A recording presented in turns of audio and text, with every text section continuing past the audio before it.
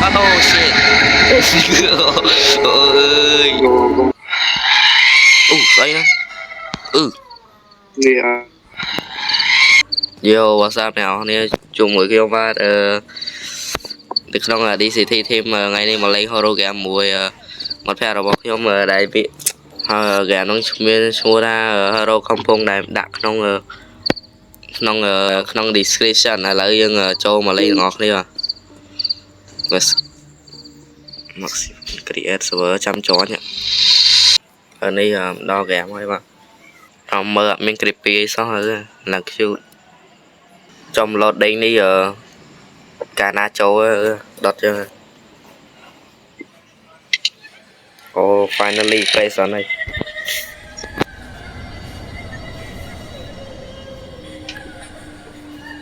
Here are we waiting for.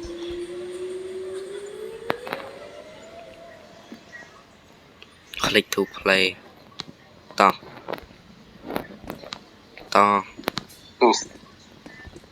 Cháy đau đi kìa con. Trời.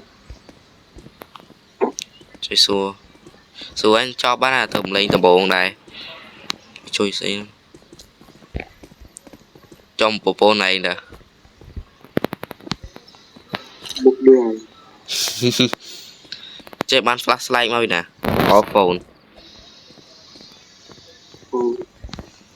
Cho đai lên đài.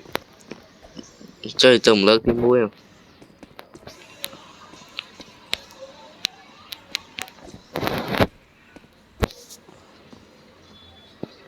Phải bao khơi ngay tịnh quá đã này.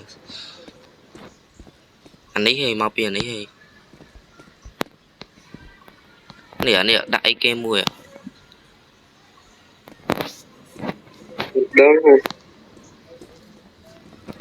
Click mơ description ghê thật thật con đào khi ăn nôn khi ạ anh bạn ăn nôn khi mùi to nó khi à lại té nọ chọc bạc viên ăn mau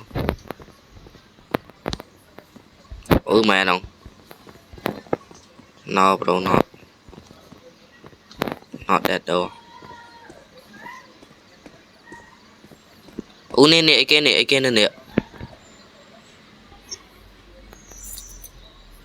get khi ạ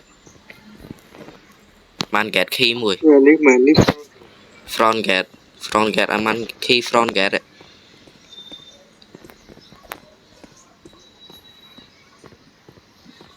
nè anh bán cho bán này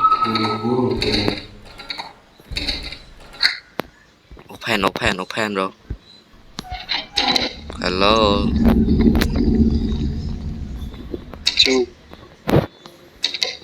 rồi mình xây không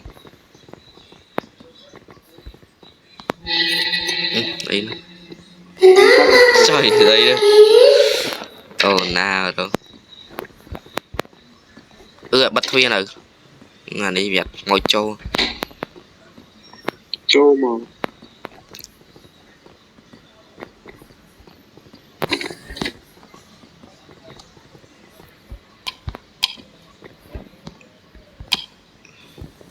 cho lòng bắt lên bắt bạn lên đấy không thơ đi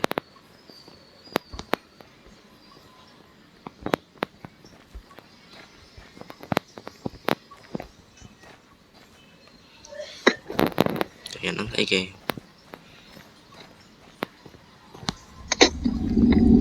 set up the CCTV at the outdoor garage mình cùng nơi garage pro mà nó nắng đây nếu bị to nâng CCTV hay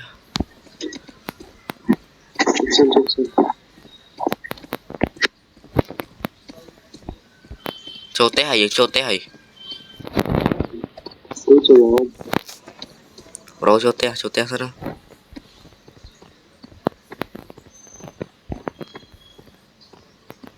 cho té sao đó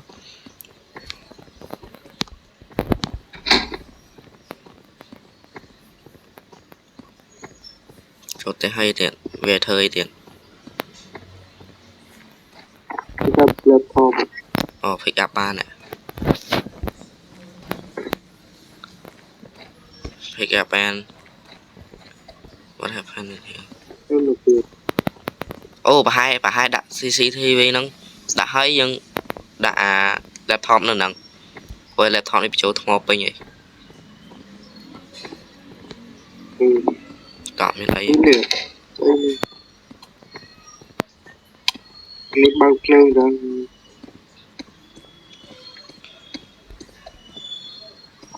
rồi nó đặt nâng thử đi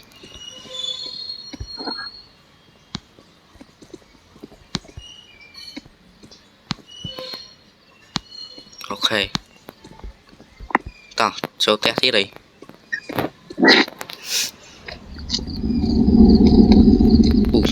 mỏi máu luôn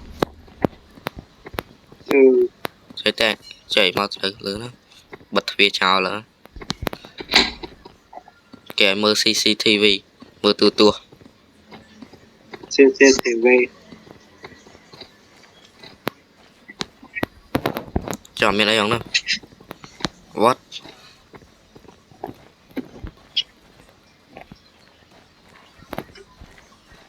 lên chỉnh máu ấy nè camera shit say hả dang what the heck oh shit ơi mót thầu cầu chắc chạy thạt khai mau giờ mình không bị tịch sao hay à rất nhẹ mình khai đây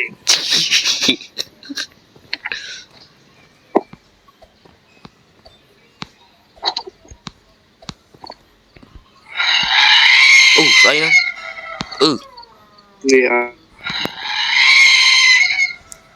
nè spray dân thử tơ khéo với nha còn